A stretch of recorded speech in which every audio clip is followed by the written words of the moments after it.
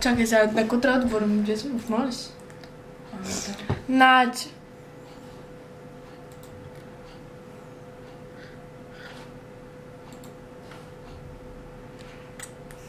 Чакай, ще направим на това. Дали може видео? Да, значи може. Не може. Че пак, за къв се имаш чутка видео да ти правя. Го. Значи сега, казвам ми. На първи чакай. Предизвикателство.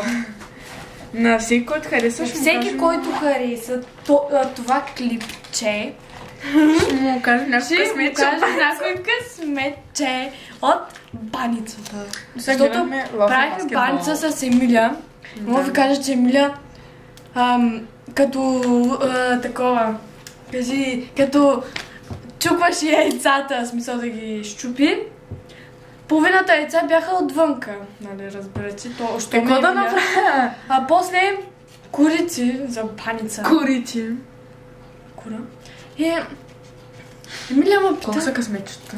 10 човека, значи ако харесат... 10 човека, а так ще им кажем. Да, ще им кажем. Ако може да не са с някакви никнеймови, дет не можем да ги произнесем, да ги прочетем. Ако може с нормални имена. И Емилия просто... Не знам каква баница ще ям аз до вечера. Дали то. Аре, се, че не сложих много сирени. Ще го нашаткам иначе с сирени. И...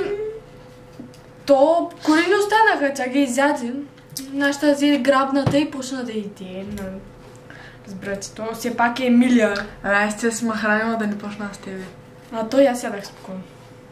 Айди, аз да кажа и аз сега. Толкова става голямо, може да да окача. Го. Бела! Да, айде, 10 човека харесат и ще им кажем 10... Хайде, бай-бай.